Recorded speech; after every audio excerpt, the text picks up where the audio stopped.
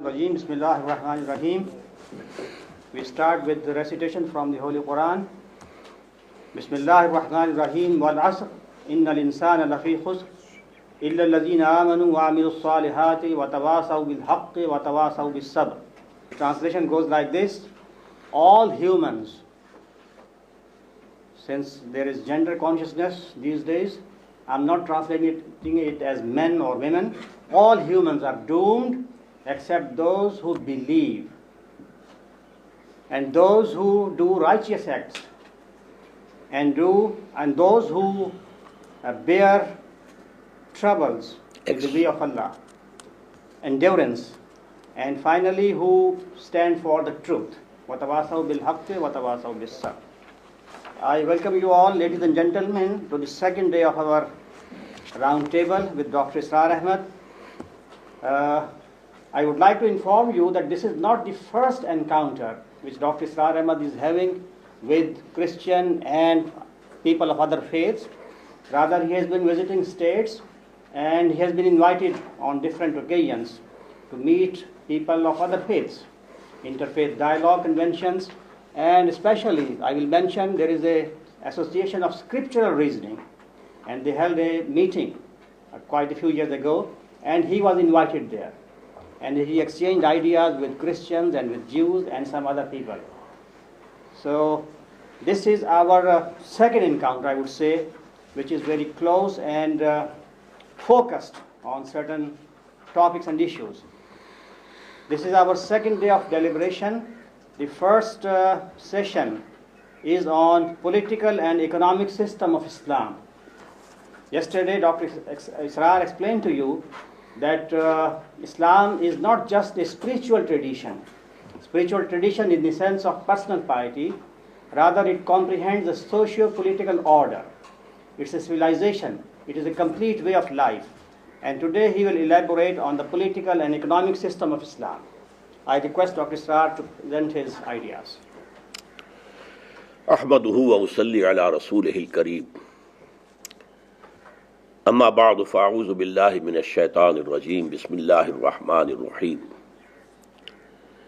قال الله تبارك وتعالى كما ورد في سورة يوسف أعوذ بالله من الشيطان الرجيم إن الحكم إلا لله وقال تبارك وتعالى كما ورد في سورة الشورى وأمرهم شورى بينهم صدق الله العظيم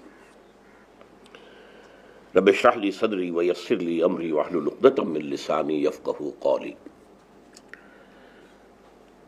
I praise Allah and send my blessings to Muhammad, his messenger, rather the last messenger, and I take refuge with Allah from Satan the accursed, and I begin with the name of Allah, who is compassionate, merciful. Then I have quoted two ayat from Quran. I will refer to them later on in my discourse. As you know, I have to speak, but I can't elaborate, as the brother said, because we have only 1 hour at our disposal. I can only give you a sketch, brief sketch, of the political and economic system of Islam, starting with the Islamic polity. The first point I want to make is that Islamic state or Islamic polity is not democracy, nor it is theocracy, nor it is aristocracy, nor it is dictatorship, nor it is monarchy. None of these terms suits with Islam. But if we want to use these terms, because we know the connotations of these terms, and because we have to be brief, Islamic polity is theo-democracy. Two elements have been joined together. Now, democracy is based on popular sovereignty. Sovereignty in Islam belongs to God, not to any person, any king, any sovereign, any emperor, or to the whole humanity. It is one of the biggest sins in Islam to associate anyone as partner in the sovereignty of God. It is shirk. And this shirk in Islam is unpardonable. It is unique. And that's why, first of all, I quoted the ayah from Surah Yusuf. It is Surah number 12 and ayah number 40. In al-hukmu illa lillah. Sovereignty belongs to Allah alone. There is no sovereign, no ruler, no lawgiver except Allah. And this subject has been repeated in the Quran so many times. We find in Surah Bani Israel, Surah 17, Ayah 111. وَلَمْ يَكُنْ لَهُ شَرِيكٌ فِي الْمُلْكِ. There has been no partner with him in sovereignty. He is the king. He is the ruler. And we find in the next surah, Surah 26, Surah Al-Kahf, Ayah 26, وَلَا يُشْرِكُ فِي حُكْمِهِ أَحَدًا. He is not ready to accept any partner in his sovereignty. At so many places we find the word Al-Malik, the king, for Allah. In the beginning of Surah Al-Jumu'ah, in the end of Surah Al-Hashr, Al-Malik, Al-Quddus, As-Salam, Al-Mu'min. 8 names of Allah in rapid sequence in one ayah of Quran. 8 names. But the first one is Al-Malik. He is the king. He is the sovereign. So here we rule out democracy. Democracy based on popular sovereignty. Sovereignty of the people. But theocracy, what does it mean? Rule of some clergy or some caste, as in Hindus, Brahmanism. There's no Brahmanism in Islam. There's no rule by clergy in Islam. No pope. So this is not theocracy. I need not go into detail, dictatorship or aristocracy. None of them fits in. Now, what is the relationship of the theo element and the demo element of this theo democracy? Let me mention here, this term was coined by Maulana Maududi. The credit should go to him, and I agree with him, yes. Theo democracy. The theo element are the injunctions of the Quran and the Sunnah. No person, no class, no clergy. And the demo element is the shura, the mutual consultation about those things in which we don't have any clear injunction of the Quran and the Sunnah. Let me explain it with an example. And here I am referring to a hadith of the Prophet sallallahu alaihi wasallam. Masalul mu'mini ka masalil farasi fi aqiyatihi. Mu'min, believers, they are like a horse tied to a peg. A believer is not free to do whatever he likes. He is a bondsman to Allah. He believes in Allah, so he has to accept His commandments. He is bound by them. He believes in the Prophet, so he has to follow the example of the Prophet.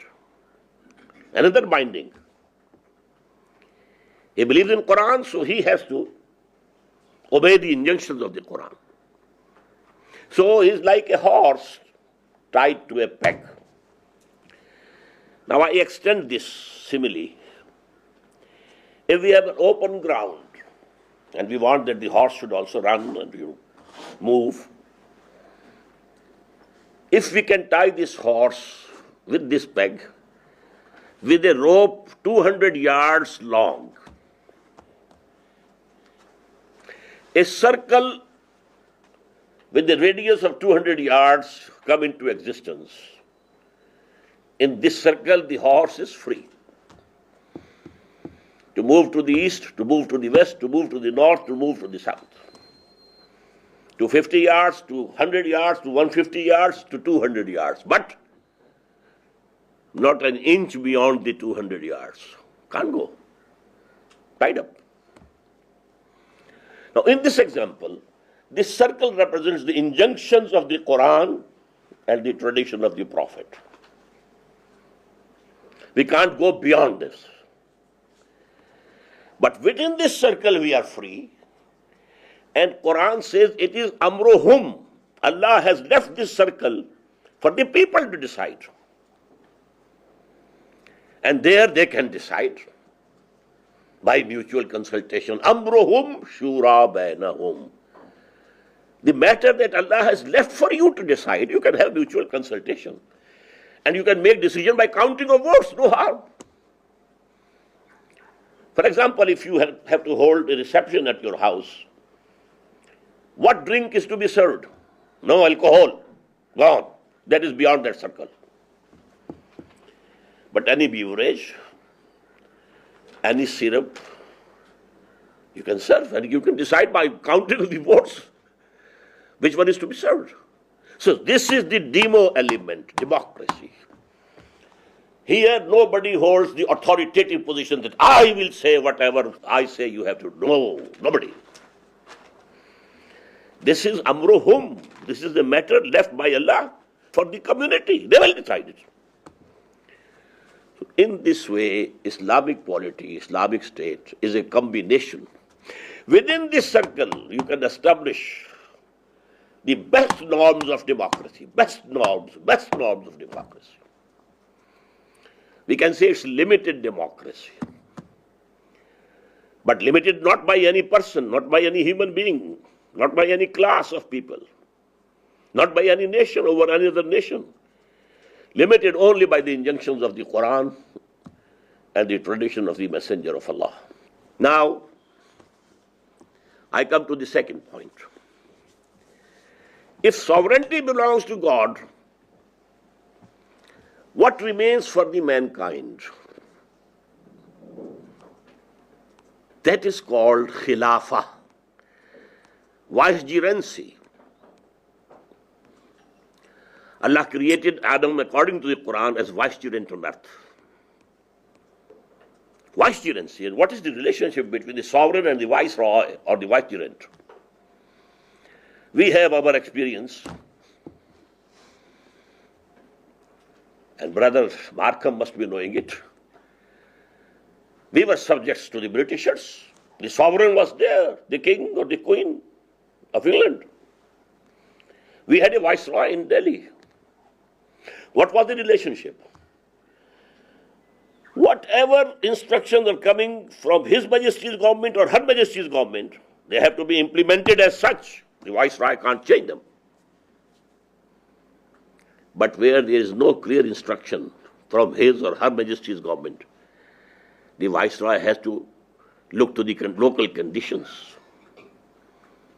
use his best judgment. What would be in the best interest of the kingdom? And he can take a step. So this is the relationship of man with Allah. فَإِمَّا يَأْتِيَنَّكُم مِّنِّي هُدًى. Whenever some guidance comes to you from me, you have to obey them. But wherever there is no clear injunction, it's your matter, you decide by mutual consultation, and you are a vicegerent of Allah. Now let me give you a brief history of this vicegerency. Till such time that the institution of prophethood was continuing, this vicegerency was personal. The Prophet was the vicegerent of Allah because he had the connection with the sovereign. The wahi, the revelation was coming to him. He was the recipient of the orders, divine orders, instructions from the sovereign. So it was a personal vicegerency. And let me give you an example about Dawood alayhi salam. Quran says, Ya Dawood, inna ja'alnaka khalifatan fil ard. Oh David, we have made you the vicegerent on earth. Till Muhammad sallallahu alayhi wasallam, this institution of caliphate, vicegerency, was personal. Muhammad was Khalifa of Allah. Although this word is not used for Muhammad, his position that he was a messenger is so profound that no other position can be ascribed to him, but he was the Khalifa. Who was the ruler at Medina? And in his last days, who was the ruler over the Arabian Peninsula? Muhammad. He was getting instructions from Allah. But after the death of Muhammad sallallahu alaihi wasallam and the end of the chain of prophets and messengers, now this has become a collective institution. Just as monarchy, sovereignty of Pharaoh, sovereignty of a king, and the divine rights of the kings, now it is popular sovereignty, not personal. Except for the king in England, only a token, maybe a decoration piece and nothing else. Same case in Japan. But sovereignty is to the people, collective. But for the first time in human history, this republican type of government, people having that authority, was the collective caliphate of the Muslims. Now the caliph, the viceroy, the vicegerent, was to be elected through mutual consultation. But I am talking about only the pious caliphate of Abu Bakr, Umar, Ali and Usman. Later on it turned into monarchy, kingship. Although that kingship was also bound by the laws of Allah. But now it was a dynasty going on. Whether they were the Umayyads or the Abbasids or the Ottomans, it was a dynasty. Not appointment of a caliph through popular consultation. Now this is the vicegerency. Now the third point is, we have to derive the fundamentals and the principles of Islamic State, a modern Islamic State, from the Quran, the tradition of the Prophet, the example of the pious caliphs. But exact replica of the pious caliphate cannot be established again in this world, due to three things. That period of pious caliphate was an appendix to the prophethood of Muhammad sallallahu alaihi wasallam. Continuation. Number two, the purification of the selves of the companions that had been done and achieved by Muhammad was to such a level that we could never fear any selfishness, self-interest from those people who had been trained and purified by Muhammad. We can't expect this level of piety and selflessness now. Number three, that was a tribal society. For mutual consultation, there was no need of taking the opinion of every person. the chiefs of the tribes, the head of the families, if they consulted with each other, the object of consultation, mutual consultation, was fulfilled. That is not the case today. It's not a tribal society, mostly. Somewhere in the corners of the world there might be tribal system. We have it in our Balochistan and so on. But generally it has gone. So now we have to derive the principles of Islamic State from the example of the pious caliphate, the four caliphs, and fundamentals from Quran and Sunnah. But we have to take and borrow the institutions that have been developed by the West. What mode of mutual consultation? You know, Abu Bakr said, I am accountable before you. If I go wrong, you disobey me and correct me, rectify me. I am no dictator, I am no ruler, I am not infallible. I can commit an error and then you have to rectify me. But how to rectify? Who will rectify you? There was no institution. Just for example, the impeachment of the President of America, institution. There were no this type of institution over there. The same thing was said by Umar, radiallahu anhu. If I take the right path, you have to obey me. If I go on the wrong, you have to rectify me. What will you do then? A Bedouin stood up, he took out his sword. We shall rectify you with this. And he said, thank God that I am not leading the dumb people. Dumb or deaf, no. So, institutions we have to borrow from the West. Just as this light, not invented by a Muslim.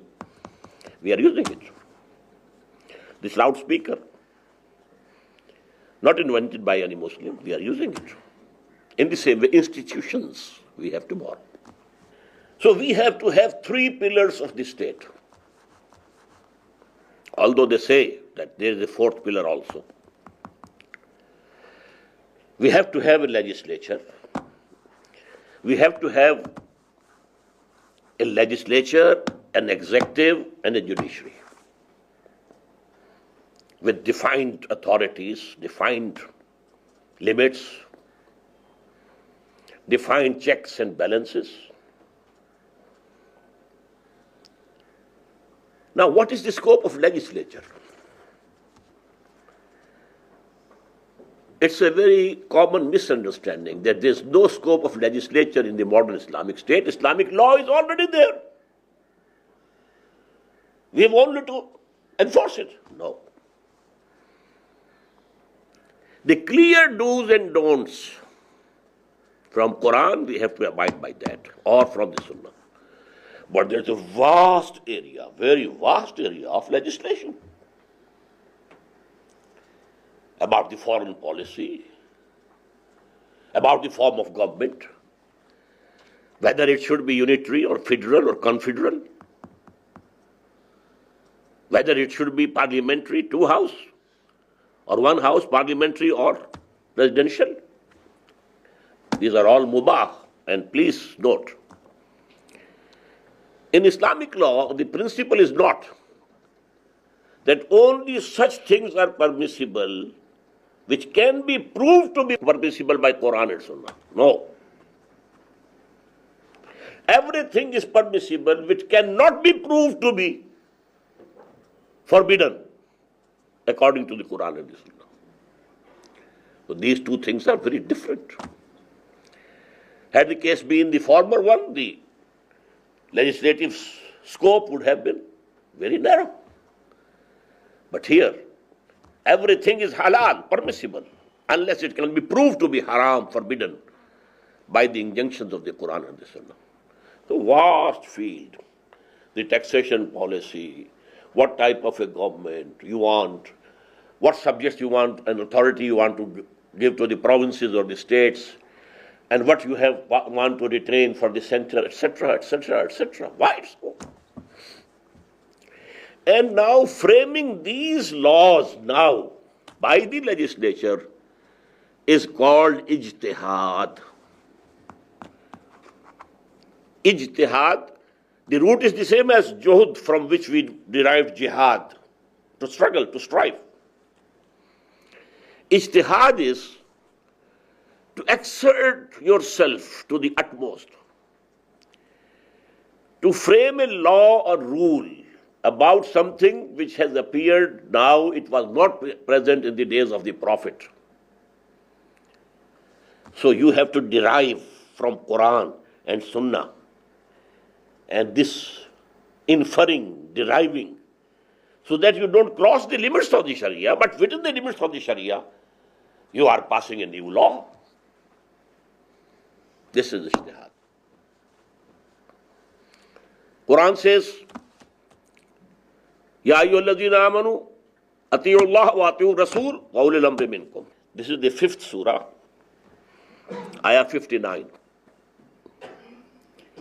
O you who believe or profess to believe, I am including Muslim and Mu'min both. O you believe, who you believe, or all who profess to believe. Obey Allah, obey His Messenger. And people who hold authority amongst you, from among you, not Muslim. We are not allowed by Quran to obey non-Muslims, but we can be forced to slavery. We have been forced. But Quran doesn't allow us. Atiullah wa atiur Rasul wa ulil amri minkum, those who hold authority from amongst you. So we have to see to Quran, to the tradition of the Prophet, and then the people who hold authority. At that time, the caliphs, and then the kings, and in the modern state, it will be the parliament. Now, ijtihad can be done by any scholar, any learned man, any alim, but whose ijtihad will be enforced as law. That will be decided by the parliament. And this is what Iqbal said in his lectures. Now ijtihad would be through parliament. It doesn't mean the parliament is sovereign to frame anything. It can make ijtihad within the limits of the Sharia. And then every citizen will have a right, if he thinks that any proposed piece of legislation has crossed the boundary of Sharia, he can knock the door of the judiciary. Parliament has transgressed its limits because in the Constitution it has been laid down that sovereignty belongs to God and no legislation can be done repugnant to the Quran and the Sunnah. Let me have a chance to prove it in the court. Not any body of ulama, court, judiciary. And definitely in an Islamic state, the judges would be learned in Islamic law, Sharia. But it is not out of their belonging to some class of clergy, but the judiciary. They will decide. And if they come to the conclusion that yes, this piece of legislation has transgressed the limits of the Sharia, it will be null and void. But the matter will be referred back to the parliament. Frame new law. So now I have to make haste. What about the elections in Islamic State? Who will have the right to vote? What would be the age? Number one, it is adult suffrage. For every Muslim, he can vote. I missed one point. The caliphate, collective caliphate, is the caliphate of the Muslims, not of the non-Muslims. Someone who doesn't accept God as his Lord and his ruler, he forfeits his right of vicegerency. So Maulana Maududi used the term popular vicegerency, and here I disagree with him. It is not the popular vicegerency. Popular means all the people living in that state, irrespective of their religion, anything. No, this will be the caliphate of the Muslims, Khalifatul Muslimin. Just as the parliament members in the democracy, all the citizens are sovereign, but they delegate their sovereignty to the person whom they are voting for. And now those people are sitting in the parliament and exercising the right of sovereignty, framing laws. In the same one, every Muslim living in that Islamic state, by his vote, he delegates his vicegerency to the persons who are sitting in the shura or the parliament. But they will be Muslims only. This is the bitter thing and very unpalatable for present civilization, the present Western civilization. I'm coming to that. So now election can be, by mutual consultation, we can fix the age. But all Muslims, men and women, will have the right of vote. Age can be fixed by mutual consultation. Amruhum shura bainahum. And as regards the candidates who come forward, I think his age should be fixed at 40, at least. Because in one ayah, number 15 of Surah Al-Ahqaf, Allah Ta'ala has fixed the age of 40 for psychological maturity of human beings. And then he has to pass through screening. What is his character? In Islamic State and in the court, no Muslim can appear as a witness unless he is screened. What's your character? What your neighbors say about you? How have you accumulated this wealth? Can you justify? So very thorough screening of those who come forward to fight the election. This is the only distinction. Otherwise, all Muslim males and females are eligible to vote. Now coming to non-Muslims. Yesterday, more than one brother said that you have spoken frankly. So I have to be frank again. Non-Muslims in an Islamic state are not full citizens of that state,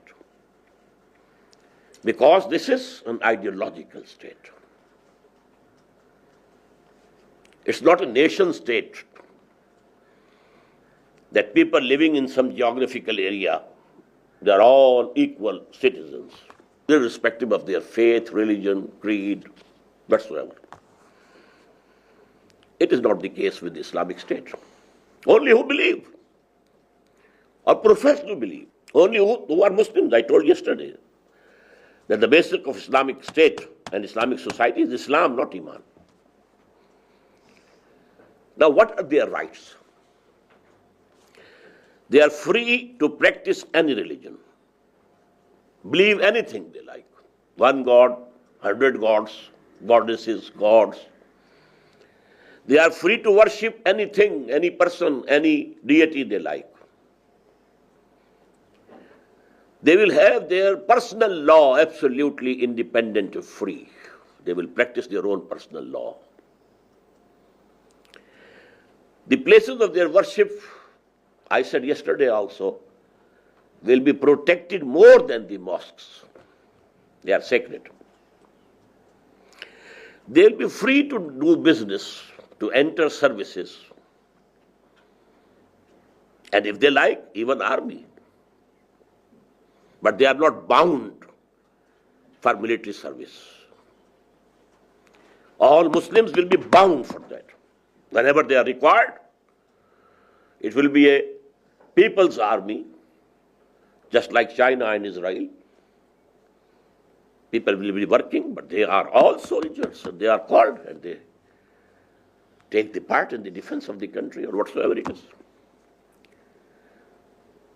They are free to preach their dogma, their religion, their beliefs to their people and their children and their next generation. They can have schools for them only, not the Muslims.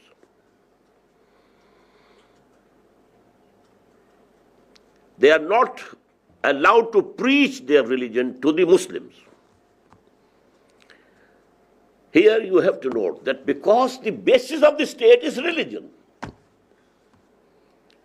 the basis and the foundation of the state can be eroded and corroded if this freedom is given. Now, only two places where the non-Muslims will not be able to participate. One is the legislature. It's very logical. That has to be based on Quran and Sunnah. And they neither believe in Quran, nor in the Sunnah, nor in the Prophet. So only Muslims can go there. The non-Muslims can have their own parliament, consultation body, to fight for their rights, to represent themselves. Oh, okay. But the legislature has to be of Muslims. Number two, the highest positions where the policy is framed of the state. Non-Muslims will not be included there because the basic policy of Islamic State is to propagate Islam throughout the world. Try to establish Islam as a political, socio-economic system over the whole of the globe. That has to be the basic policy of an Islamic State. And it's clear that no non-Muslim will be contributing to this. So these are the only two places. Otherwise, they are free. And then they have to pay tax. Muslims will be paying zakat, an obligatory tax, obligatory charity, 2.5% of all your belongings. But a fixed jizya, we call it, and there is a very bad taste about this word jizya. It is from jaza, the reward, because Islamic State is providing them peace, tranquility, security, just like the concept of taxes. Why do people pay taxes? To make the government able to have peace there, security, defending the country, you need army, you need force. So non-Muslims will pay jizya or tax. And it is a poll tax on every individual. It will be forced. So now, I think I have covered the basic questions regarding Islamic polity. Now I turn to Islamic economic system. Here I have to be more brief. It's a very complicated subject. And I told you in the very beginning, I have not been a student of philosophy or student of economics. But because Quran claims that it is the guidance for whole mankind for all time to come till the end of this world. So it has touched and discussed all these aspects of human life. On that basis, I find myself, having a right to speak on these topics also. I will keep, two reference points. Capitalism and communism. Although communism, it is said it is dead, I think it can be resurrected. It was a reaction to capitalism. And now the capitalism is going much farther, much farther, much farther. And the reaction you saw in Seattle, in Davos, in Washington, this is the reaction to that global capitalism. If Islam doesn't come in this world, kept this communism in another form, another shape. Socialism will come as a reaction. So now these two systems, they are the point of reference. And I don't need to go into details. Private ownership, not only of the articles of use, but also the means of production. A factory, a mill, a farm, anything. Here, on the other side, no private ownership. In the beginning, that was total negation, but then they allowed private ownership of the articles of use. You can own a small house, a bicycle, or a car, and so on, for use, not for production. What was the result? Positive result of capitalism. Personal incentive to work harder. If I earn more, I possess more. Competition, better production, free market, no controls. Let the prices be determined by the demand and supply.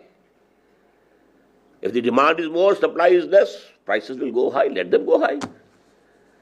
If the demand is more and supply is less, otherwise it can happen.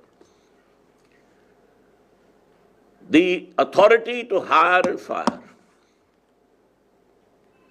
So if you want to remain as an employee, you have to work. You have to work. So the production was more.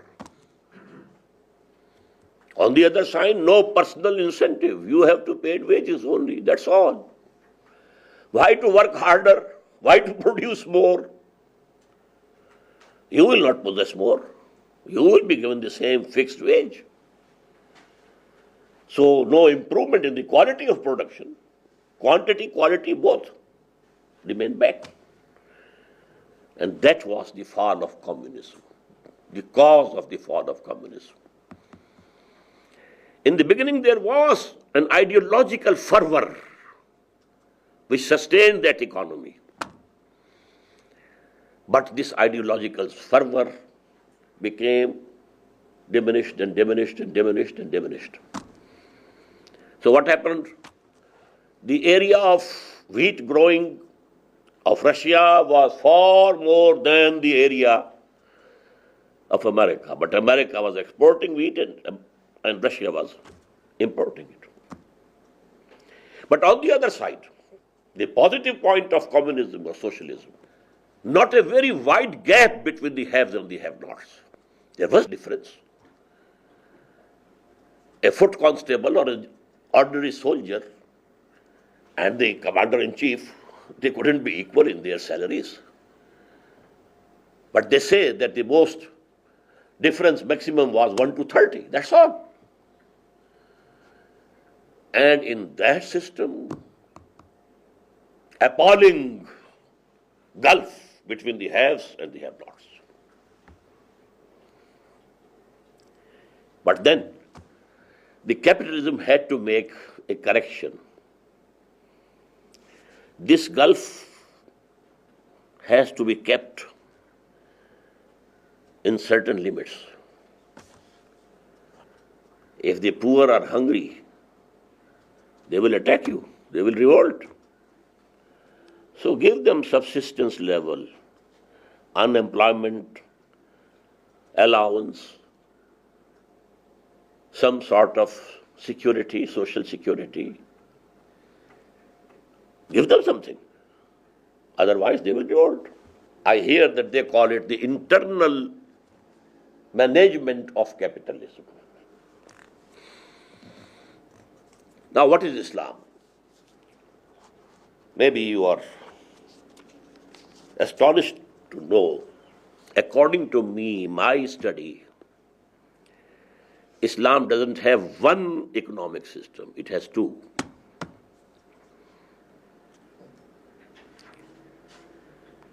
One economic system at the height of spirituality,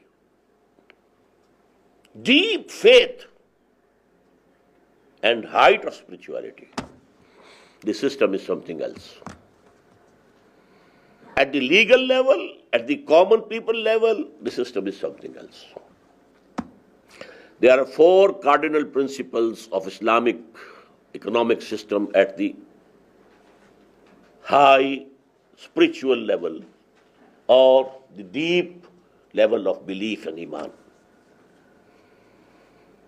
Number 1, nobody owns anything. Neither individuals, nor the nation, nor the state. Ownership is for Allah. Just as in the political system, we said, ruler is Allah. Sovereignty belongs to Him and Him alone. In the same way, Lillahi ma fis samawati wa ma fil ard. You don't own anything. Ownership belongs to Allah. You are only custodians. Parallel to caliphate. These are custodians. You don't own even your body. You have to be caliph of Allah on your body also, to enforce the divine law on your own person, in your own home. In the same way, ownership belongs to Allah. Nobody owns anything. Number 2, whatever you earn, maybe through agriculture, maybe through business, maybe through industry, or service somewhere in the offices, etc., etc. Whatever you get is not your earning. It is the bounty of Allah.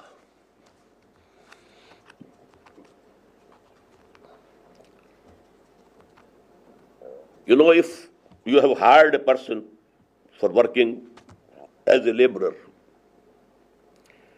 and you say, I will pay you $20 in the evening. You have to work for 8 hours here. Now, if you find that the person has worked very hard, in a very responsible way, he didn't need any supervision to work. He was working out of his own responsibility. So in the evening, you give him $20 plus 5 more. This is fadl. He couldn't demand it. It is not his earning. He could demand only $20. The extra 5 are fadl in the terminology of Quran. Surplus. So whatever you get in this world is fadl of Allah, not your earning. The word of earning is Quran uses for whether you are earning virtues, good deeds for the reward in the hereafter, or you are earning bad deeds resulting in punishment in the hereafter. These are the earnings. Laha ma kasabat wa alayha maktasabat. Kasb, to earn, mostly, except only in one place in Quran that is used for earning also. Earning materially. Now the first principle, nobody owns anything, neither individuals nor the state. Everything belongs to God. Whatever you get in this world is the bounty of Allah, not the result of your labor. Number 3, out of this which you have been given, your right is only limited to your needs.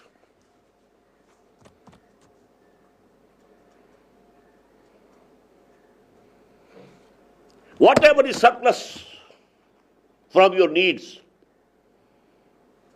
is the right of the poor, people who have remained behind financially. Or you may say, it is for Allah. Give it away. It's not yours. Allah has put it in your wealth to test you, whether you keep it for yourself or you give it to the people whose right it is, not yours. يَسْأَلُونَكَ مَاذَا يُنْفِقُونَ قُلِ الْعَفْوَ. When there was, instruction and persuasion, spend for the cause of Allah, spend for the pleasure of Allah, spend and spend and spend and spend 1,000 times. People asked, what is the limit? How much? يَسْأَلُونَكَ مَاذَا يُنْفِقُونَ. How much we have to spend for the pleasure of Allah? Answer was, قُلِ الْعَفْوَ. Whatever is spare, whatever is more than your needs, whatever is surplus, give it up. Don't keep it with you. This is the right of the deprived people. These 4 cardinal principles go to make a complete economic system. The Prophet ﷺ himself, he lived at this level. Never accumulated any wealth. No penny to be retained.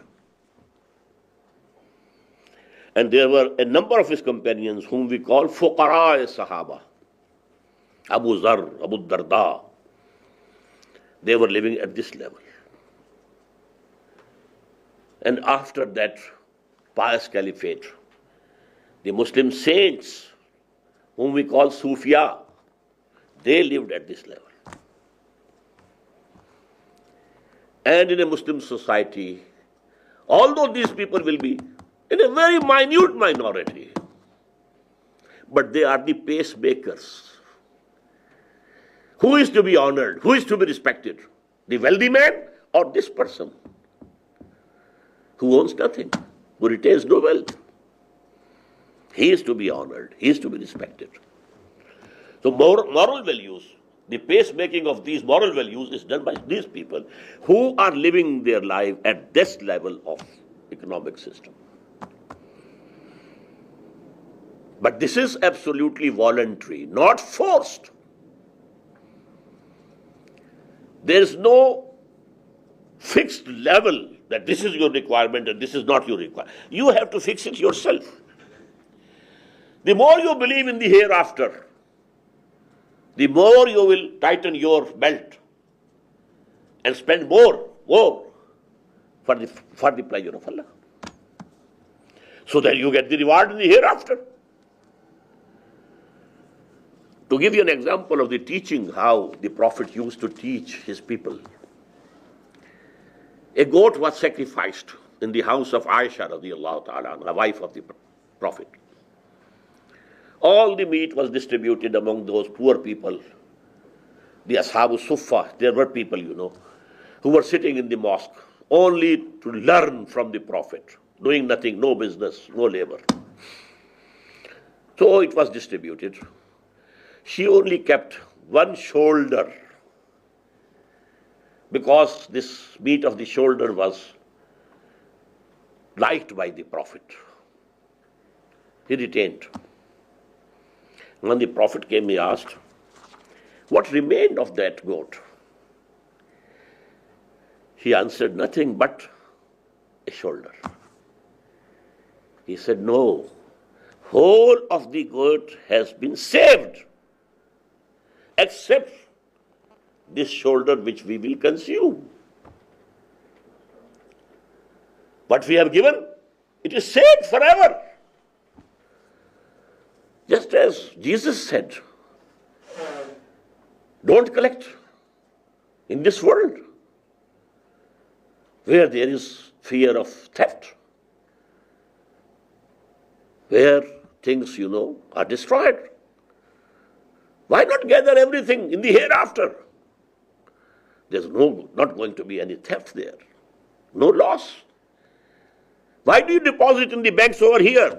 Why not deposit in the divine bank of the hereafter? So this is voluntary. And that is the beauty of it. Not forced. It's not legal. Legal things are forced. Now I come to the second legal system, legal economic system of Islam. It is controlled and internally managed capitalism. Private ownership is allowed. You can have a shop, you can have a factory, you can have a farm. In a limited sense, it is your property, but it is actually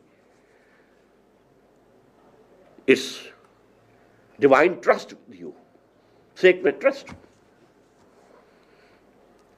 With this principle, all those things of capitalism come there to play, which was not there in communism. Personal ownership, personal incentive, competition. Try to improve your product. You have to compete in the market. Try to lessen the price. You have to compete in the market. All these cardinal principles of capitalism, by virtue of which capitalism triumphed and succeeded, and Fukuyama boasted, this is the end of history. It is proved that this system of ours, based on liberal democracy and capitalistic economy, is the best. There's no rival. Man has reached the pinnacle, the climax. There's nothing else who can come and confront our system. But Islam has done two master strokes by which capital will play a role in the economy, but it will not go beyond certain limits to become an overall controller of the economy. Chaining this genie of capital. H.G. Wells has mentioned in his part, in the short history of the world on Roman Empire, that the concept of currency came only in the Roman Empire for the first time. And man didn't know what type of, chains he has attached it to himself and bound by those chains through this currency. Before that, it was all barter system. One is working in the field, he has grown wheat. Other one is sitting, and weaving cloth. You exchange the cloth for the wheat, that's all. There can be no hoarding. There can be no manipulating of the market. Nothing. Simple. But when currency came, this much of gold is equal to so many mounds, kilograms, 1,000 kilograms of wheat. This much. Or this much gold is equal to 1,000 yards of this cloth. Now this is the key. You keep that gold in your, and then you can manipulate. Prices going high, prices coming low. So Islam has changed this genie of capital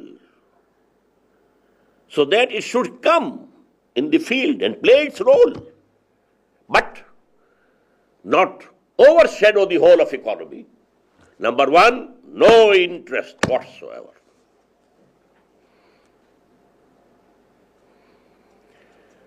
Earning has three elements: labor, capital, and then chance also. The same amount of labor and capital earns some amount of profit at one time, and the same amount of labor and capital may earn different amount at different time.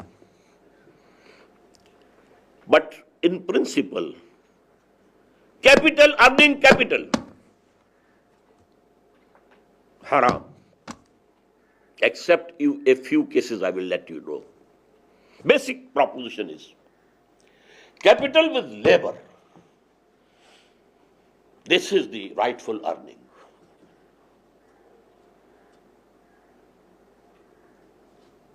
Only capital being an earning agent. This is interest, this is usury. Both declared haram. It was haram according to Judaic law also, as far as I know. And it is haram in the Sharia of Muhammad sallallahu alaihi wasallam. Now the exceptions are only if you build a house, you can rent it out. Here also you are not working, but you are earning due to your capital. But this capital is fixed.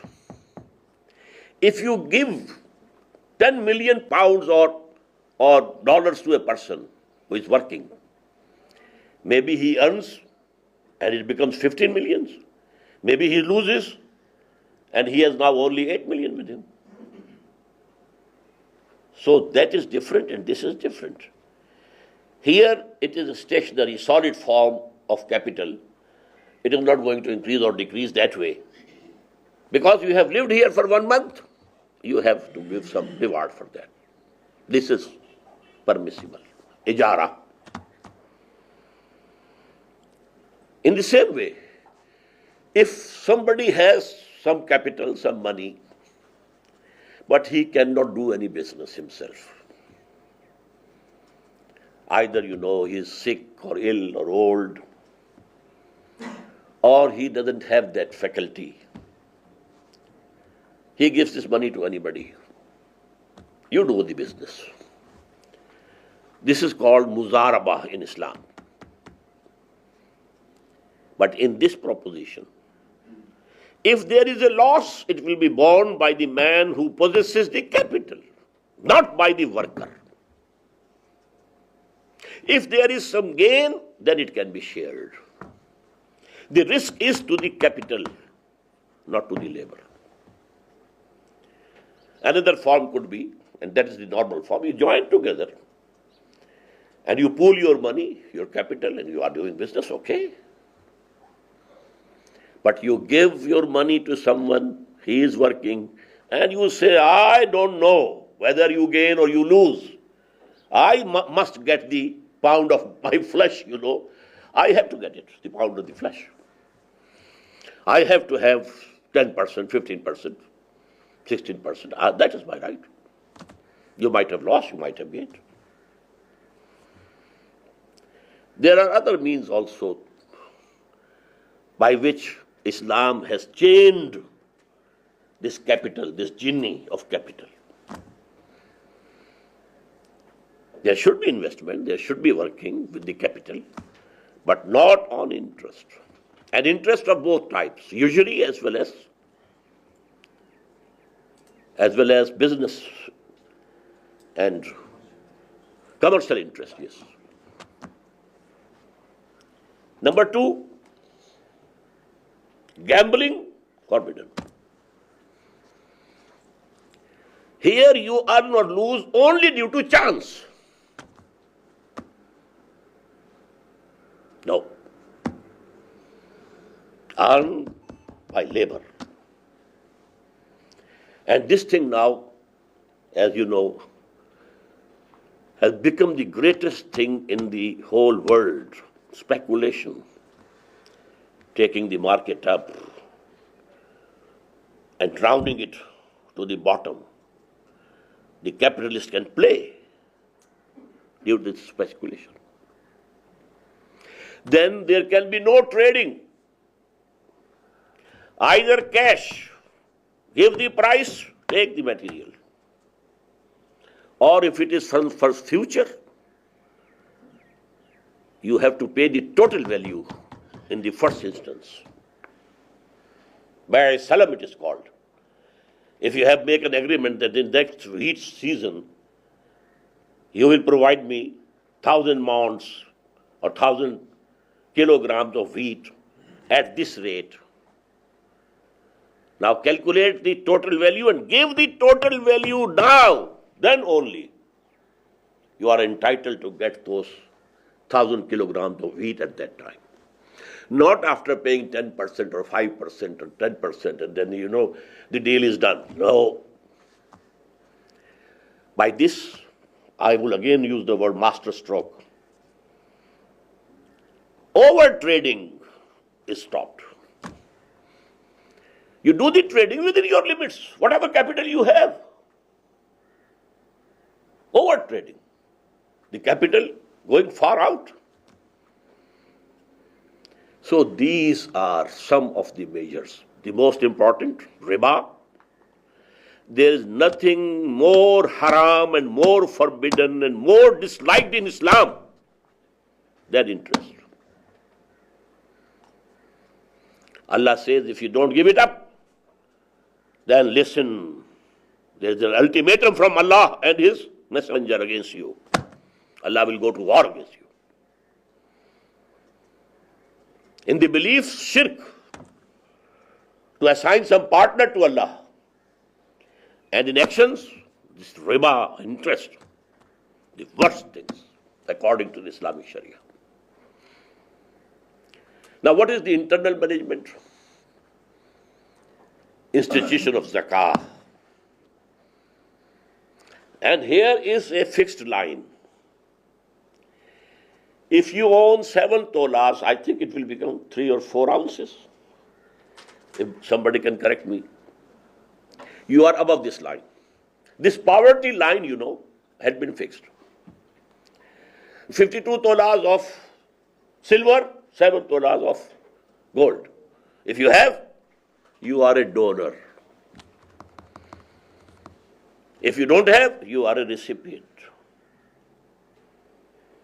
This zakah is to be taken from you legally, forcibly.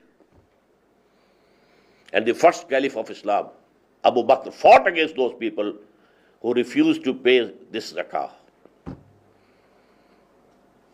That is one of the pillars of Islam. I talked about the pillars of Islam yesterday. The Shahada, the 5 prayers, the zakah, obligatory charity, and the Sawm, fasting, and Hajj. This is one of the pillars. Although he was advised, don't declare war against them. We are going to war against those people who have claimed the false prophets, who have stood up and we are also prophets.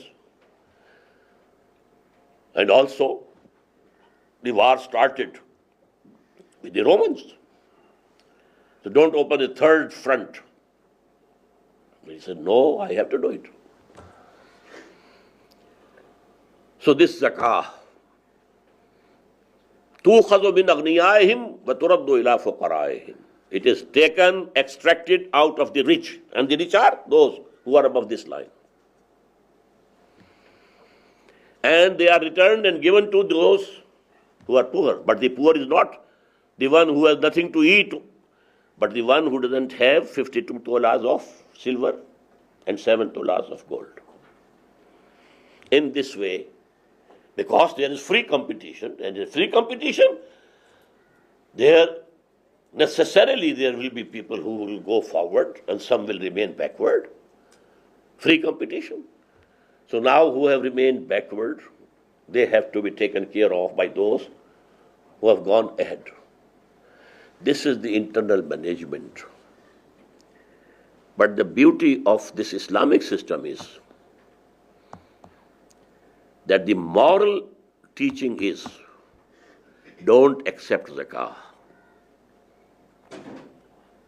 Work. It's against your dignity. Not like, the right. We have the right to have this social security. It's our right. We have to have it. No. The moral teaching is, earn for yourself. Don't live on this charity. So there goes to be a very big difference between the two. But I request to add one point to the political structure, which I forgot. It's not one party system in Islam, multiple party system. But the manifestos of all the parties will be screened, that none of the manifestos contains anything against the injunctions of the Quran and the Sunnah. But there can be different parties, they can have different outlooks on taxation, they can have different outlook on the provincial authority and the central authority, and they can have different these things. Whichever is permissible and mubah, not haram, not proved to be forbidden, they can include. But it has to be screened. Or somebody can go to the court, just like, if a piece of legislation has been passed by the legislature, I have the right to go and knock the door of the higher judiciary that this is against Islam, this is against the Quran and the Sunnah, in the same way. Israr Ahmed has almost very barely and schematically stated the essentials of two very important areas of corporate life, our political system and economic system. And he has studied his normative point of view, of course, gleaned from Quran and Sunnah.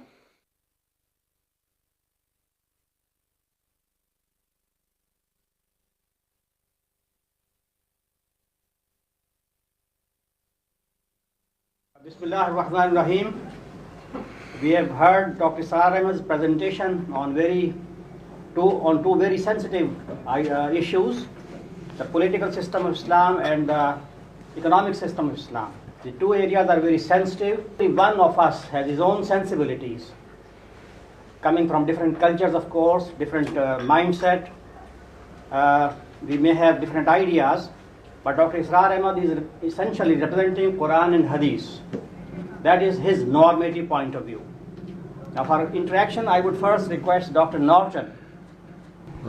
I have listened attentively to what you've said, and I feel obligated as a proud Jew, let me say, who believes in Judaism, but perhaps even more importantly, as an open-minded and I hope compassionate human being, and as an advocate of democracy, I really feel that I must make a brief, respectful, but also frank comment that you may answer if you wish.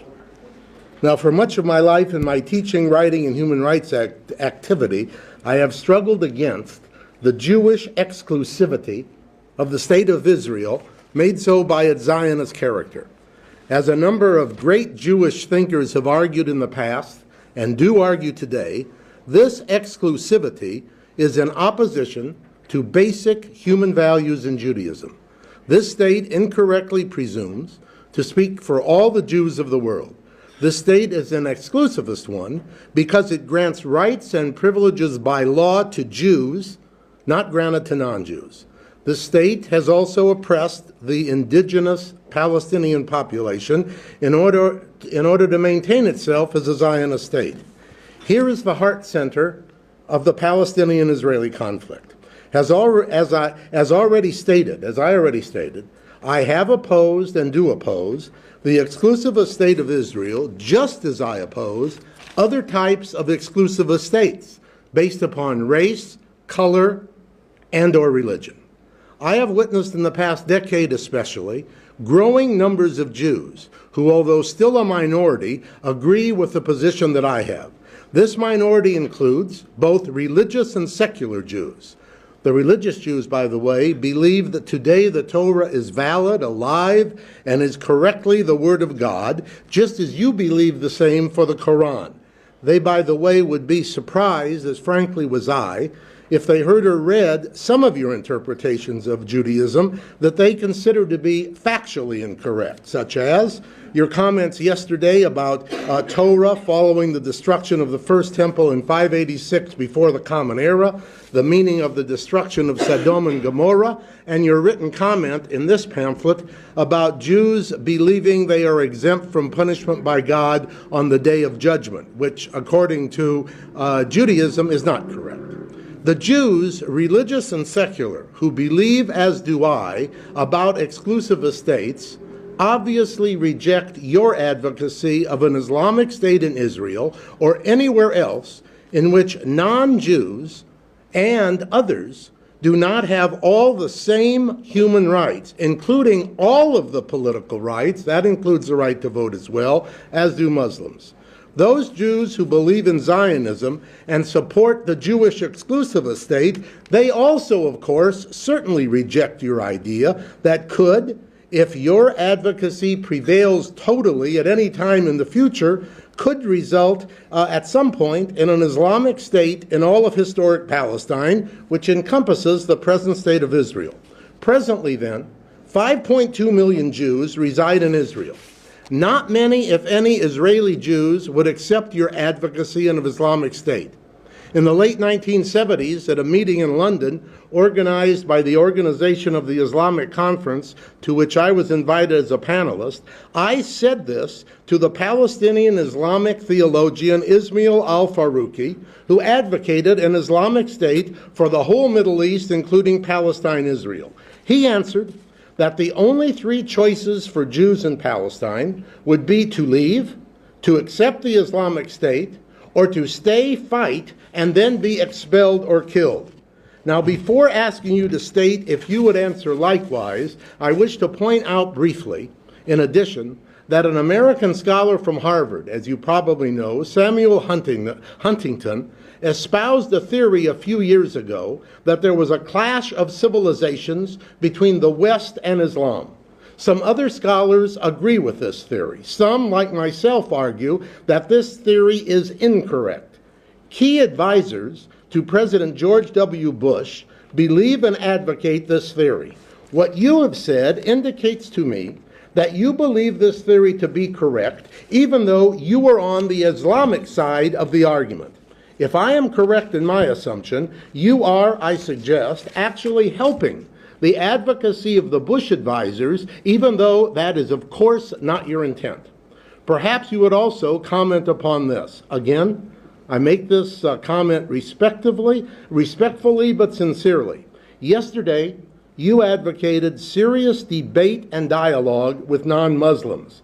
I also make my brief comment in that context and with that spirit. Admittedly, I am ready to pursue further discussion, debate, and dialogue with you, although, given your belief that you have the truth from God through Muhammad, I certainly do not think that I can shake you even to question your faith. And I have doubts that you will be able to convince me to believe differently than I do. Perhaps then the discussion will be useful only to the extent that we make sure we understand one another's positions and views correctly. Thank you. I don't think I have to say anything about these comments except one. The alternatives for Jews or Christians or Hindus or Sikhs or in Islamic State, they are not only three, that either they leave or they become Muslims or they fight. No.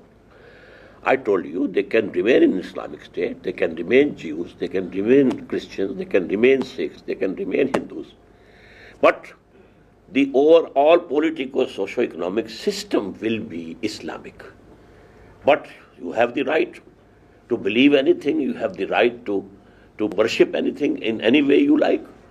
You have the authority to practice your own personal law. I have told you this. They could stay. Yes. That's definitely, one option. Definitely. There are two others. But they are not equal citizens. May I? Have you? Yes, No? I'm done. Thank you. I think I have a couple of observations, questions, precisely on issues relating to the minority management in a state envisioned along the lines that you have mentioned. What I'm trying to figure out really is this, that is there, firstly, a critical mass attached or associated with this concept that the majority shall to declare a state, Islamic State, be 51% or 99% or something like that? Is there some such critical mass associated with it?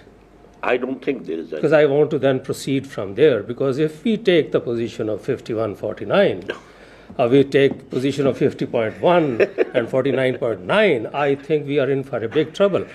And likewise, we are in a big trouble. In fact, at any point, at any stage of this curve, any stage, and I shall try and explain it to you how, that we take a situation of any hypothetical country where you have a certain percentage of people who are so-called minorities. They have a right to live, they have a right to work, they have a right to produce children, they have a right to feed them, and they have a right to tell them, hey, this is your God. They don't have a right to tell the others, this is my God. But the others have a right to tell them, this is my God and this is the God that is the true God, and therefore you better believe in it because that is my purpose and my mission. And now we are, I think, trying to create a different kind of situation here, firstly, that in terms of the cultural and religious identity of people, the so-called freedom really is in name, because the freedom essentially implies co-equality of some kind. Otherwise, it is no freedom, because if there are constraints on freedom, because it's a relationship of a transaction, and if it is not a transactional situation, I think really the persons are constrained. That's one part of the thing. And then I think we take it one by one. Okay, yes, sir. Actually, you are thinking the modern sense of a secular state. What is a secular state? All religions as religions are equal. In theory, at least. Although every state can have some state religion, but no, all are equal. But regarding the collective system, the politico-socio-economic system, there is going to be no say of any religion. This is 100% against Islam. As I described yesterday, Islam is a deen, not a mazhab. It's a system. There can be no two systems coexisting. Islam doesn't believe in that. One has to be superior, the other inferior. The inferior one will become mazhab. That will be a religion. A set of beliefs and set of worship and this, that's all.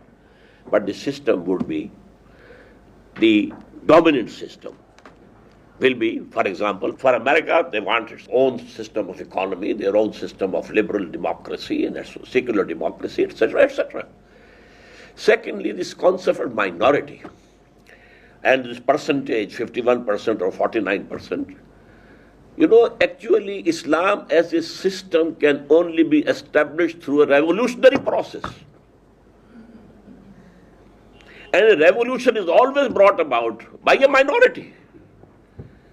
Were the communists in majority in Russia to bring about the Bolshevik revolution? They have an ideology, they present the ideology, it is accepted, and then those people who accept they are integrated, organized, and then they topple the system. So this is actually Islam, if it comes, and I think it is going to come. It is going to be the just world order of Islam.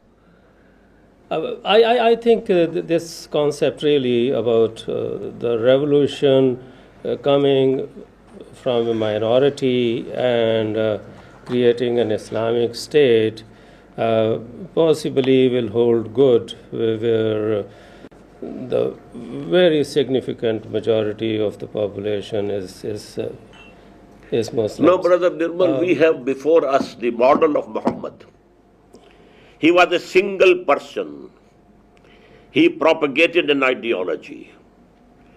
He got one by one. Even after 10 years hardest labor, he didn't have more than 125 people with him. But then a whole revolution was brought about. So revolution means revolution. It has its own mechanics. Dr. Roger, please. Dr. Ahmed, I'm beginning to understand your line of thought at this point. You are outlining to us an idealized system which you have thought through deeply and there's one process missing. That process is by which the caliphate becomes how it is created, the process of the creation. It comes about through the jihad. And yet we already know that the jihad in Pakistan has been commercialized by US money. But that's by the by. My main point is that revolution comes about through the overthrow of the state. And we know a great deal about revolution, because whatever revolution has happened in the past has always been determined by the process that the revolution comes about. And you haven't mentioned to us, you haven't discussed that actual process itself. Now, let us look at only very, very briefly one revolution. And that was the Russian Revolution. And the very process that revolution took place undermined it. It was destroyed by the process itself. It was not destroyed, as you said, by the system of lack of incentives. That was a byway. The key thing was that it tried to create a socialism in one country. And Trotsky wrote about that. And the point that I'm making is this. The Western ruling classes took up jihad, in using the modern terms, not their own term, but the Western ruling classes took up jihad against communism and fought it to the death. Because it was only in one country, a big country, a rich country, but in only one country. And the very process that your Islamic State is created has been missed out altogether. And the idealized version that you give us is only an idealized version, and we know from the past that the idealism from which it starts will be undermined by the process itself. Well, I have to make two comments. Number one, the process through which a revolution comes is going to be the topic of my talk tomorrow. So you are ahead of the schedule. Number two, when I was discussing ayah number 59 of the 5th surah, I should have said, because the constraint of time was too much, that Quran has not discussed how these people of authority will come up. O you who profess to believe, you have to obey God, His messenger, and the people of authority from amongst yourselves. How they will come up? By mutual consultation. But the process of mutual consultation can be different. As I said, in a tribal society, the chiefs of the tribes, the heads of different houses and dynasties, they sit together and they decide. So Abu Bakr was chosen. In the same way, Abu Bakr appointed Umar, but by consulting the people and having their consent. So these things, they are there, but today we can have a new system, and as I said, this adult franchise, and all the Muslims will be voting for the Caliph. So I think I had talked about that, but you very rightly pointed to a vacuum in my talk. I would like to follow on the heels of Roger's comments.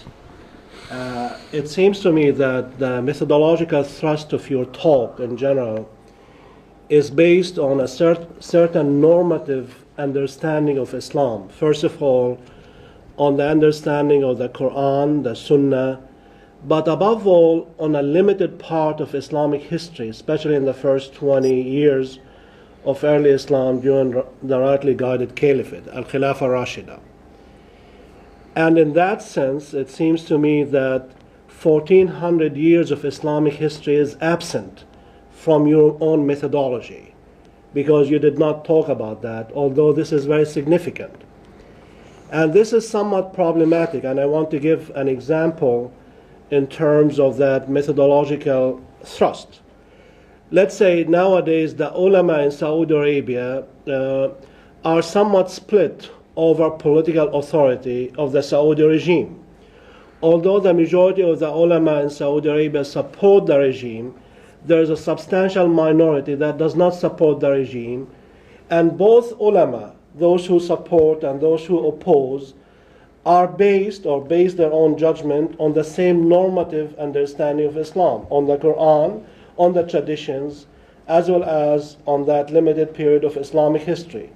They rarely talk about 1400 years of Islamic history. They come to different conclusions, that the majority want to preserve the status quo, whereas the minority wants to topple the status quo. So that's somewhat problematic that I see in terms of the methodological thrust. Another thing is in terms of Islamic institutions. I mean, you mentioned in passing there is no pope in Islam, which can be true, I mean, in a sense. But that does not mean that Islamic history has not been full of Islamic institutions that have been as powerful as the Vatican in the Catholic world. So to say that Islamic history hasn't had institutions is not and has not been accurate historically speaking.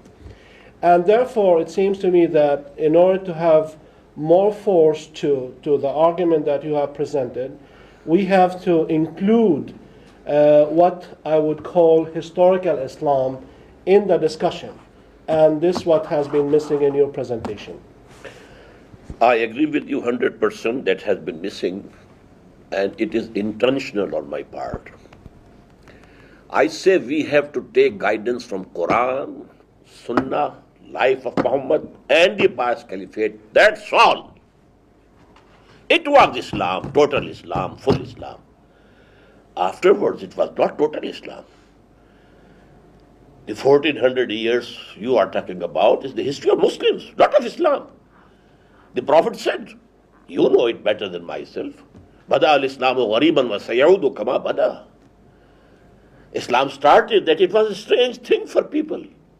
And very soon it will become strange again. It was the growth of the Muslim as a nation and the Arabs as a nation. And it was Arab imperialism. It was monarchy. It was a dynasty which was ruling. And the institutions that developed that were under that monarchy. And that all of them were under the influence. So we have to go back to Quran and the Sunnah and the life of the Prophet and only the rightly guided four caliphs. That's all. Guidance is from there. Rest is history. Dr. Mumtaz, please. And if you like, I can quote another hadith. The Prophet said that takunu nabuwwatu fikum ma sha Allah an takun.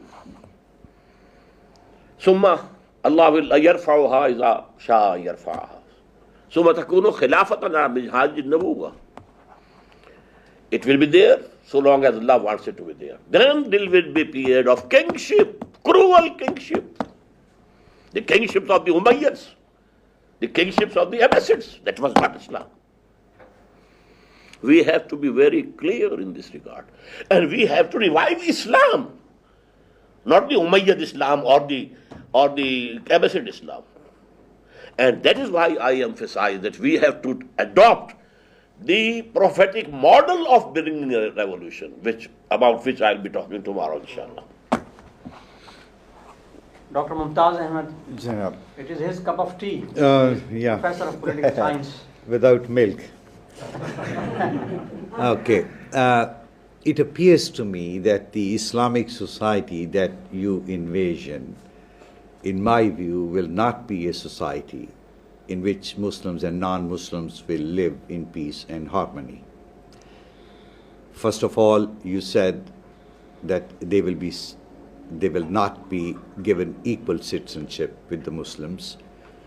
So there will always be a feeling of being second-class citizens. And I can assure you, sir, no one wants to live as a second-class citizen.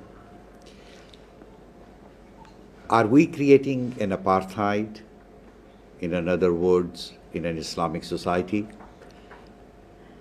if we deprive them, as you have suggested, of holding positions of higher responsibility and ban those positions for them forever, what are the type of occupations that they are going to pursue? We cannot employ them in education because education is a very sacred thing in Islamic State, where children will be indoctrinated in Islamic ideology. We cannot employ them in foreign office because Pakistan's foreign policy or Islamic State's foreign policy will be based on pursuing Islamic objectives. You cannot have them in legislature. You cannot have them in judiciary because judiciary will be making Islamic legal decisions. So what are the areas left in which they will operate? My feeling is that we will have an alienated minority, and if we take into consideration the fact that there are large number of Muslim societies where the number of non-Muslims is considerable. I'm thinking of Malaysia, Indonesia, Egypt, Bangladesh.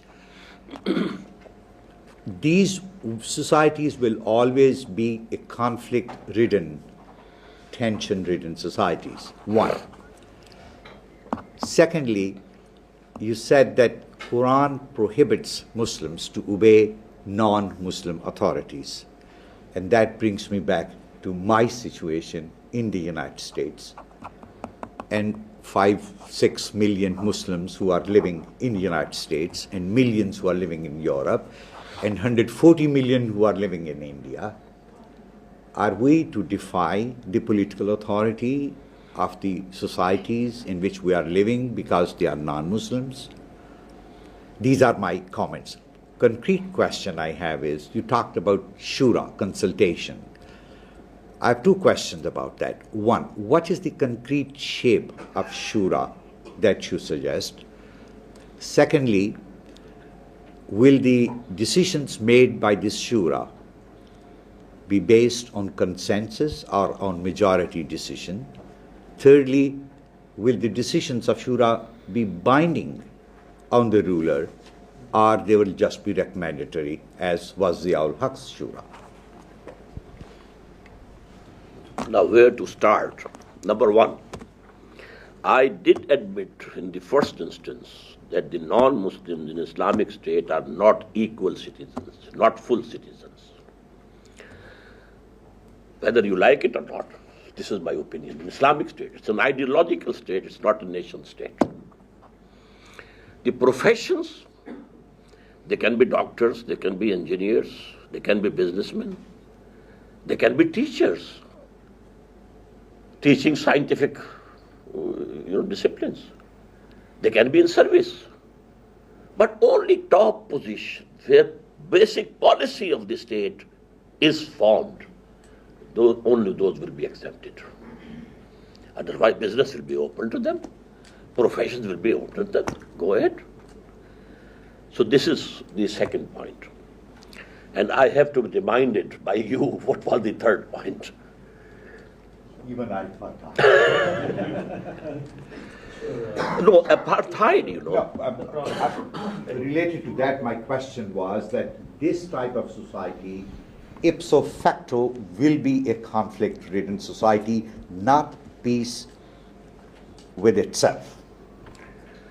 In every society, there is conflict between the haves and the have-nots. Apartheid was based on color, race, and the discrimination, you may call it, in an Islamic state is based on ideology. Any black person, any person belonging to any other race, any other region of the world can adopt the ideology and he can become the full citizen. But sir, will it matter to me whether I have been discriminated against on the basis of my color or on the basis of my ideology? The fact remains that I have been discriminated. In Islamic State, in all ideological states, there has to be a discrimination on the basis of ideology. Otherwise, it's not an ideological state. Well, then does that not promote conflict? Does that, by definition, then, as was asked here, not promote conflict. Be it discrimination because of color, we know that's promoted conflict. Because of race, we know that's promoted conflict. Or be it religion, we also know that's promoted conflict. So, will that not be the case here? Is there any society absolutely free from conflict? No, but the question Can still is, there will be that any promote person? it? I told you yesterday about jihad. Every living being is making jihad. The struggle for existence. The conflict is there. We're talking about conflicts between communities. And I think that we have one major recent example in Islamic history, the example of the Sudan. Because the Islamic government of the Sudan, after Bashir came to power in 89, under the influence of Hassan Torabi, wanted to implement Islamic law in the same way that you have been portraying here. And we know that the results have not been successful so far. Because that kind of implementation, in addition to other problems in the Sudan that go back to its own independence in 1954, there had been a major conflict between the Christian animistic South and the North Arab Islamic part of the Sudan. And we know that one of the major results of this conflict has been, in a sense, the weakening of the Islamic front headed by Hassan Torabi and the signing of the agreement only last week between Jean Karanj and the government of the Sudan. So in a sense, that conflict has seeped away, has destroyed the energies of the Sudan as a state, and the alternative has not been Islamic. What we see now is more coexistence between the Christians in the south and the Muslims in the north. My comment is that Islam in Sudan was coming through majority, not through any revolution.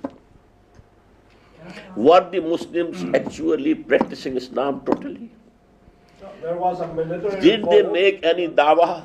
Yes, it was a military coup, that's all. I told you Islamic State, true Islamic State can be established only through a revolution. Not because. Yeah. He has yet to answer my question on the Shura. That's right. I think he still has 3 questions unanswered. Yes, Shura in a modern Islamic state will be binding. Although parliamentary system is also mubah, permissible, and presidential also. But the presidential system today is nearer to the Islamic system. There is the chief executive and there is the Congress. And the chief executive is having his secretaries and ministers from wherever he likes, not from the Congress or the Senate. Because these two things have to be absolutely separate and distinct from each other. So this will be the case. Legislature will be the Shura, and it will be by majority. Only exception is that every citizen will have a right to knock the door of the superior courts, that this has transgressed the limits of the Sharia, because the item in the constitution would be no legislation can be done here at any level repugnant to the Quran and the Sunnah. And the chief executive will be the president. And that is nearer, to Islamic system. Yes, I think. Paris, do you want to come in? My question is related with the previous subject. Now, just let us think that what you've said is totally correct and fits to Islam, Quran and Sunnah. But with thinking the very pragmatic side of it, that now, if you have an Islamic state in Pakistan, I mean, if you will have with Islamic revolution and you will successful, how many people are living here now? I think about 140 million. Yes. And then I would say around 1 billion people are in danger then, Muslims. Because, I mean, if you exclude the rest and then the Muslims living in other states will be excluded as well. If you exclude non-Muslims here, I mean, you treat them in second, say, not first-class citizen, but second-class citizen. I think this is coming from British rule of caste system. First-class citizen, second-class citizen. Then all the Muslims will be treated in the other part of the world as second-class citizens. And just very pragmatic way of thinking, I think this is dangerous for the rest of the Muslims. What is your comment on this? Brother, if you think pragmatically, we should bow before George Bush, and here is the safety. Well, if we study Please. Prophet's life, that there is a pragmatist way Please, of please approach let also. me say. But if you believe in something that is true, and your belief is there, you have to go by that. And if the Muslims in the non-Muslim majority countries are treated at par with the non-Muslims in Islamic State, I would be happy. They should have their mazhab. Their mazhab will be protected. And they will be minorities. I tell you, my study is that the Muslims in India have no benefit from this system, from secularism. None. And if they say we are a minority, give us our rights as a minority, they will be far better. My questions, I've got two questions, one theological and one directly related to this. So if I take the latter first, if I take the question about, like Norton, Christianity has a history of wanting to create Christian states. I mean, Christendom, I suppose, was the obvious example of this, but Richard Hooker in England argued that only an Englishman who was a member of the Church of England can be a full citizen, and you get versions of this all the time. T.S. Eliot, the 20th century poet, took a similar line in his idea of a Christian society. And in America, they endlessly flirt with the idea of Christian America. And the question is simple, really. If a movement amongst Christians in a Christian nation develops to create a Christian state, would you be happy to live there as a second-class citizen defined in the way that you defined it, and also forbidden to proselytize and explain your faith to others in that society? I have said already yes. You would be happy to live in They that state? have their right to establish the state according to their religion. Now there will be competition. What type of state you bring forth? What type of state Islam brings forth? And what is more acceptable to the humanity at large? There will be competition. Come on.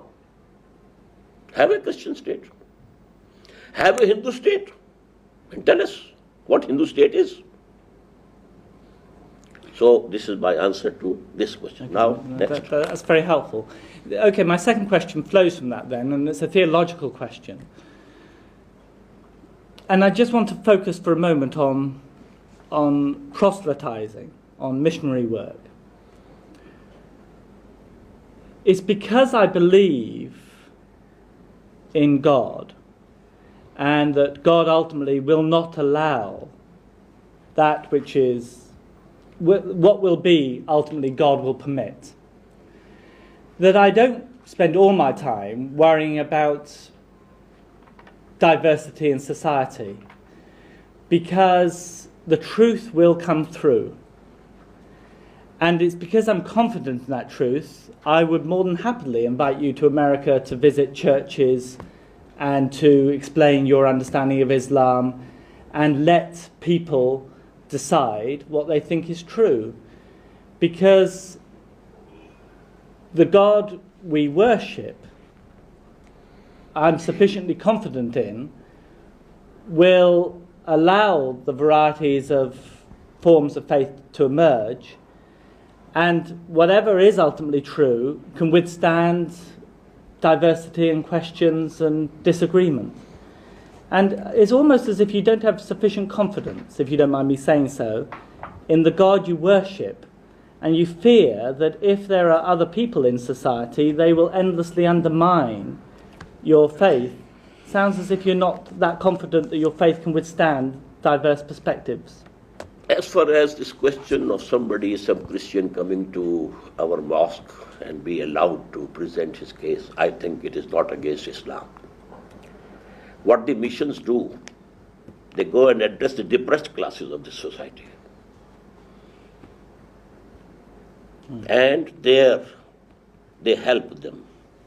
And they change their faith on this basis, not on an argument. This is mission. This we will not allow. Number two, because Islam is a state, we can't allow anything which can erode the state. We have to keep the state strong. Okay. Thank you. When we speak about Islamic Ummah is not the same as Islamic State. But you seem to be saying that we need to reconstitute the Islamic Ummah in the modern era by means of an Islamic political system. Now, this is not a new argument, but this is a 20th century argument. This is not a 19th century argument in modern Islamic thought. Take the example of Muhammad Abdu of Egypt or Sir Ahmed Khan of India that you are familiar with. They never argued on behalf of establishing an Islamic state as a means of reconstituting the Islamic Ummah. They said that we can reconstitute Islamic Ummah without an Islamic state. This was very clear in their own writings. Whereas the argument of establishing a political system to safeguard the Islamic Ummah is a 20th century argument appearing primarily with force in the writings and activities of Sheikh Hassan Banna in Egypt, in the writings and activities of, as you know, Maududi in India and later on Pakistan. But this is a novel phenomenon that has to be understood in the context of Islamic responses to colonialism in both situations.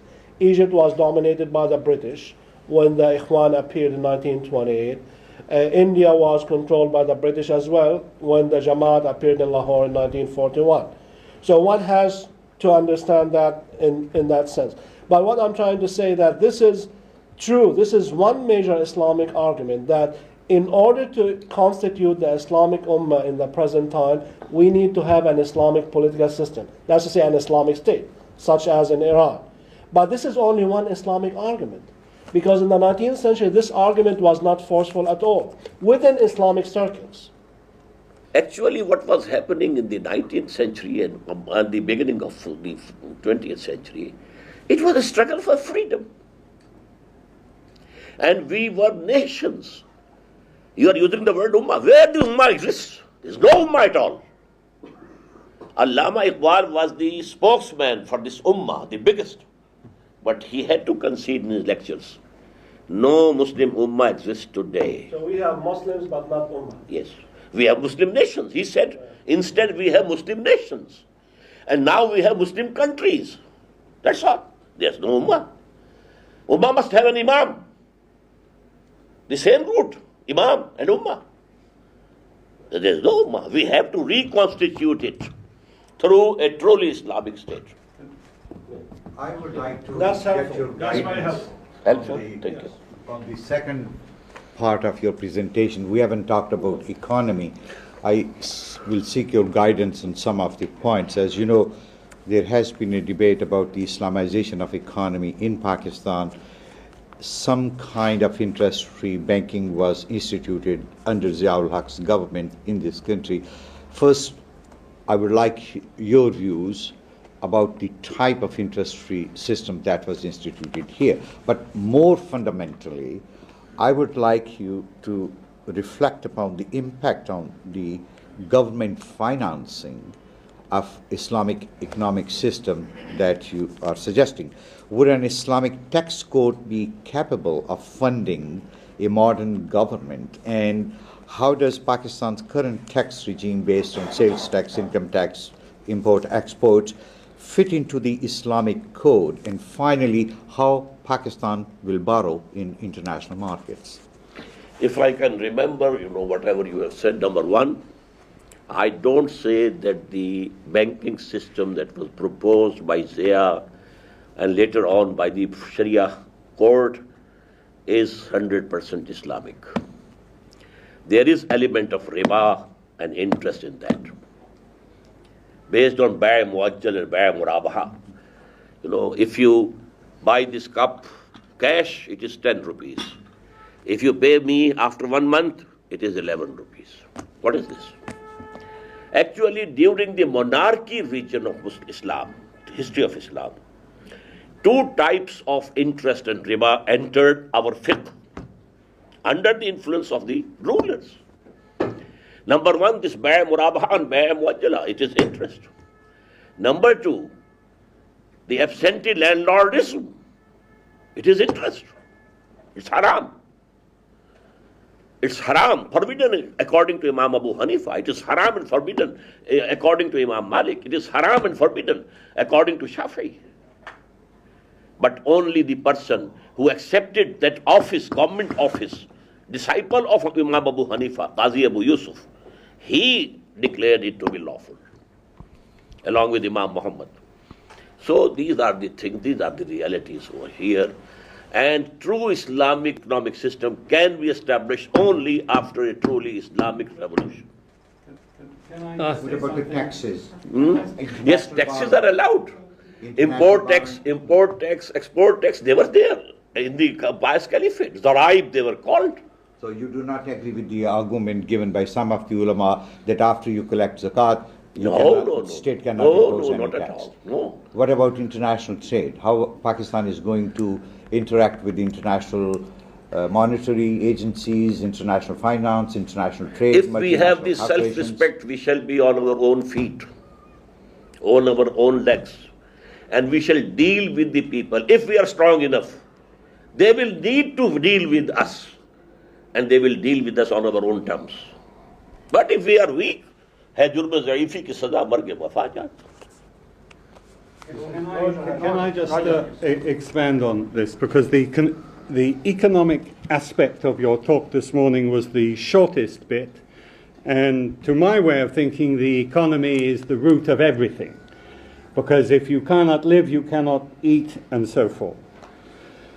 If you cannot eat, you cannot live. You cannot live. You cannot, if you haven't. Yeah, obviously. No, this is not the point of what I want to say. The essence of your argument is what I would call Islam in one country. And the problem of the lack of analysis of imperialism and its economic forces, however strong you are overlooking and you are ignoring. Because the essence of imperialism today is through the world bodies of the IMF, the World Bank, and the WTO. And through these mechanisms, the Western world, and in particular the United States, have controlled most of the third world. And none of this comes out. And however you organize internally, you cannot ignore the institutions and the forces of imperialism. And as far as I can see, you are.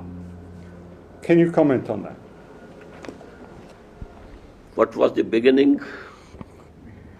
How did you begin? The beginning is Islam in one country. No. Islam has to become global, and that is the destiny, as I believe. But it will have to start from one country. Just as it started from the Arabian Peninsula, and then that was through conquest. This is Lenin. This is Lenin. But I'm saying what I mean. I have never read Lenin.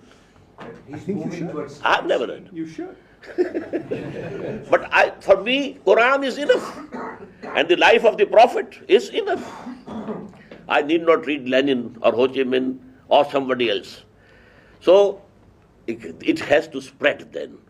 And I said yesterday, at that time, at the time of the Prophet, the spread was through conquest. Now because you have the television, you have the IT, you have all these measures, you can propagate the ideology throughout the world. And if you produce a sample, a model of true Islamic state, humanity is in search of a just social order. It is running from east to west and west to east, from monarchy to capitalism, from capitalism to communism, from communism back to, what is it? The soul of humanity, is in search of a just social order. But we have some disagreement here, do we not, on what constitutes a just social order? You might have you and I don't agree. Own. Yes, we have brother. disagreement around the table. Yes, brother. You might have a concept of your own, and I would very much like to know that. But here I have to say and present before you the concept of Islam. We understand that. But we also acknowledge, do we not, that just social order, that we have a variety of interpretations of what just social order is and or should be. And only a model will prove. What happened in USSR? One party, no right of vote for the citizens whatsoever. Only one party government. That's not how it started. That's how it ended. It ended as a single party state because of the process of the revolution. The original idea was not as it turned out. Whatever might have happened, but that was the fact. And I told you we shall have, multiple party system. I have a question. Now, to me, since we have means of propagating Islam, introducing ideas, etc., with the means of TVs, internets, and a lot of things that you've said.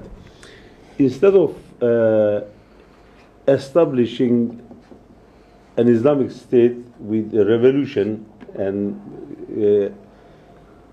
having a model of state or a state model, let us have a state as a model Muslim. Model Muslim, one person, and then propagate that model person to 6 billion people instead of putting very strong borders and then having confrontation and a lot of dangers. Now, this is, I think, is possible and much easier by having a model Muslim person and then exemplifying. What is the prophetic model? Did he go on preaching and preaching and preaching and preaching?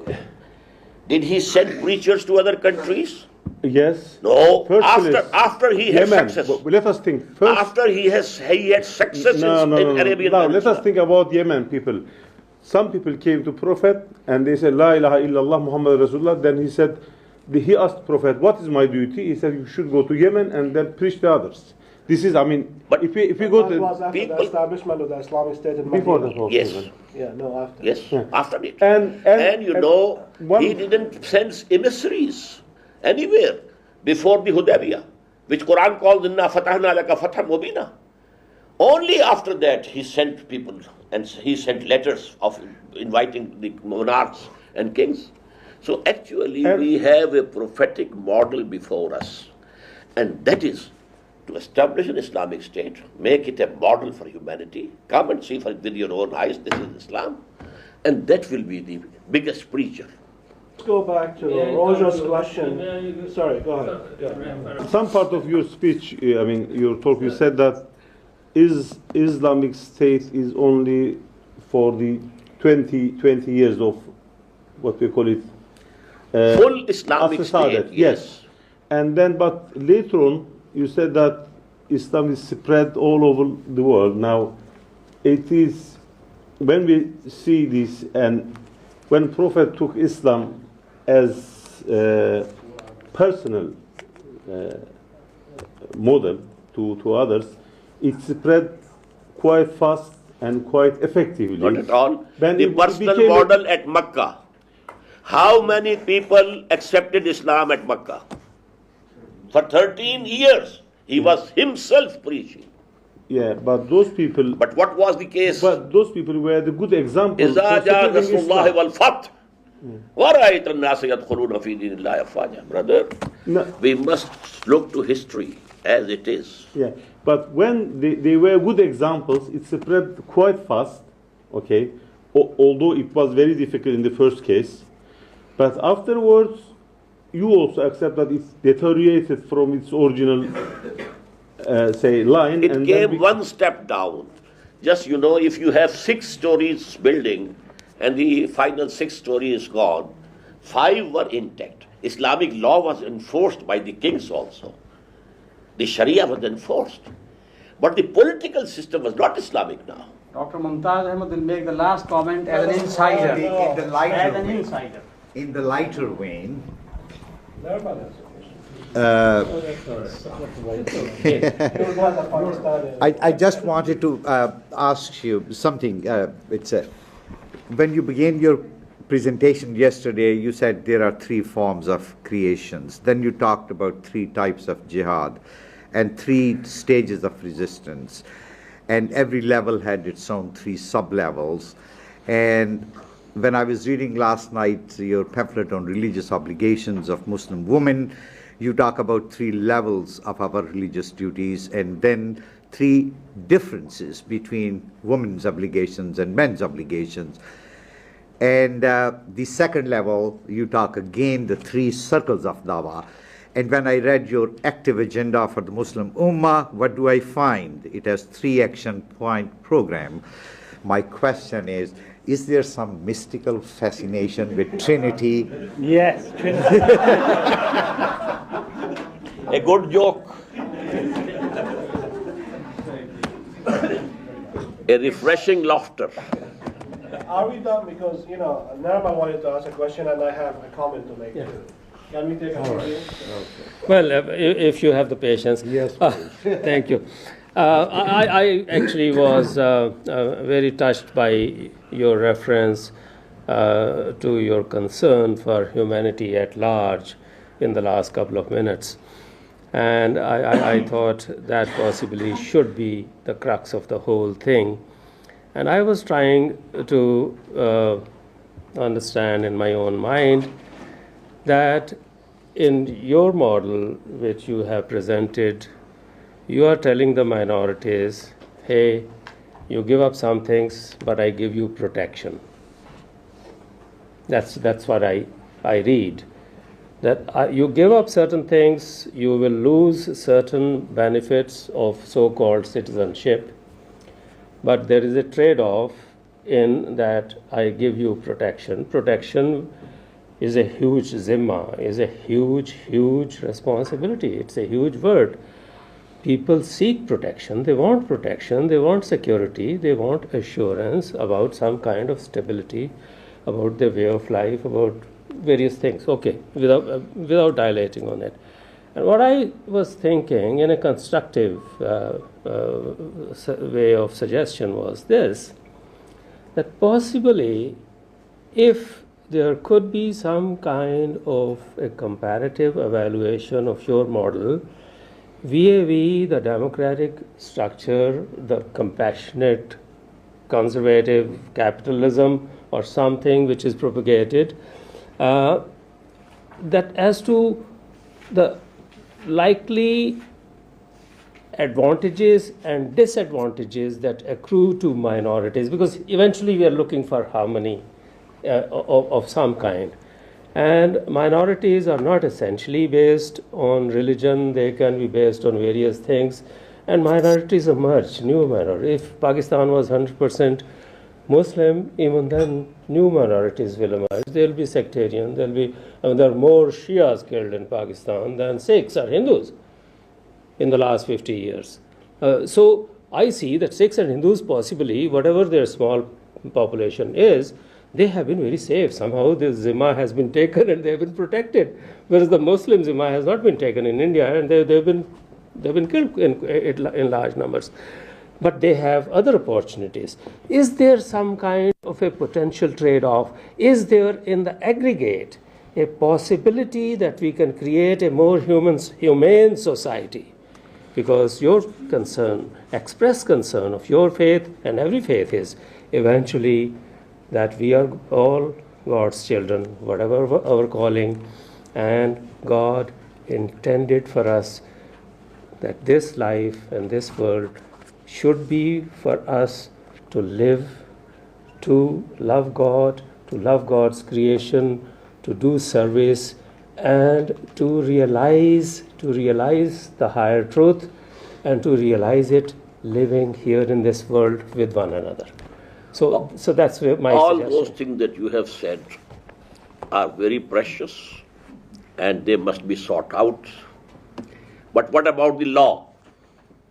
That is not my problem. I'm looking for a human society. What about the law? And law what about will follow. The system? Law there should can follow. be one law. There can be one system. So you have to establish the law and the system of your own and give the maximum facilities to those who don't agree with you. That's all.